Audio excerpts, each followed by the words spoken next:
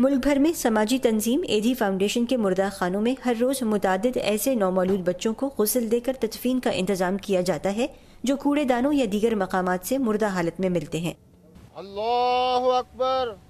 معصوم بچوں کو موت کے منہ میں دھکیلنے کے ان واقعات کی حوصلہ شکنی کے لیے ایدھی فاؤنڈیشن نے پاکستان میں اپنے ہر مرکز کے باہر ایک جھولا رکھا ہوا ہے۔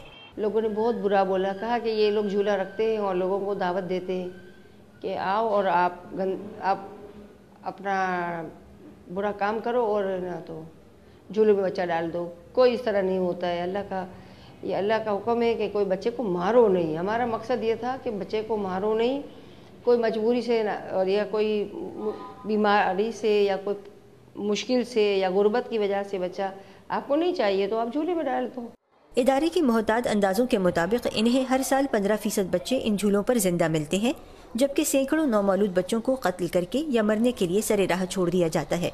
ان میں خاموشی سے دفن کیے جانے والوں کی تعداد شامل نہیں۔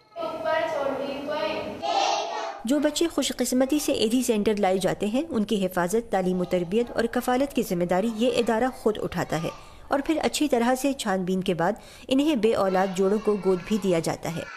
طفل کشی کے واقعات میں اضافے کی بنیادی وجہ مذہبی اقدار اور معاشرتی خوف کو سمجھا جاتا ہے، کیونکہ پاکستانی معاشرے میں بغیر شادی کے بچوں کی پیدائش ناقابل قبول بلکہ غیر قانونی فعل ہے۔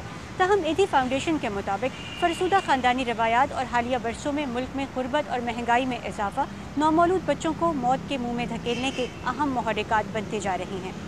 جھولا سروس کے نام سے انسانیت کے لیے ایدھی کی یہ خدمت گزشتہ 56 سالوں سے جاری ہے، اور ان کی اہلیہ بلقیس ایدھی خود اس کی نگرانی کرتی ہیں۔ پاکستان میں غربت اور تنگ نظری کے سبب مار دیے جانے والے بچوں میں 95% لڑکیاں ہوتی ہیں، اور اکثر بچوں کی عمر زیادہ سے زیادہ 5 دن ہوتی ہے۔ اب تک بلقیس ایدھی تقریباً 20,000 بچے بے اولاد جوڑوں کو گود دے چکی ہیں، اور وہ سب بہتر زندگی گزار رہی ہیں۔ اور ہمیں سے ملنے بھی آتے ہیں، ہاتھ ملانے آتے ہیں ایدھی صاحب سے۔ ایک تو بچے پوچھنے بھی آئے تھے کہ ہماری ماں کون ہے، میں بولی میں ہوں۔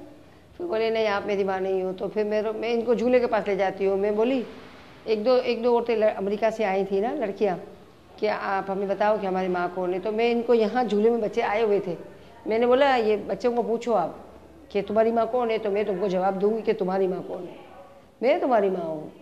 بلقیس ایدھی کہتی ہیں کہ نومولود بچوں کے قتل کو روکنے کے لیے قانون سازی کی ضرورت ہے، اور اس حوالے سے وسیع پیمانے پر آگاہی لازمی ہے۔ ہم کو کتے کے بچے کا، بلی کے بچے کو مارنے کا حکم نہیں ہے، تو ہم انسان کے بچے کو کیوں ماریں؟ اس کا تو اللہ میاں نے جب دنیا میں پیدا کیا ہے کسی بھی وجہ سے، اس کا زندگی کا کوئی مقصد ہے بچے کا۔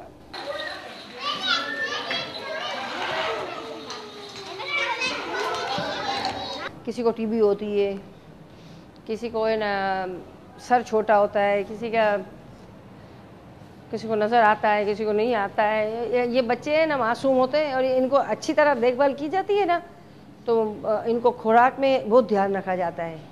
ماؤں سے، بہنوں سے، بھائیوں سے، باپوں سے اپیل ہے کہ جب کوئی مجبوری سے یا کوئی غربت کی وجہ سے یا کوئی پریشانی بیماری کی وجہ سے کوئی بچہ آپ کو نہیں چاہیے، بیمار بچے بھی یہاں چھوڑ جاتے ہیں جن کو سوکے کی بیماری ہوتی ہے، ٹی بی کی بیماری ہوتی ہے، فالج ہوتا ہے، تو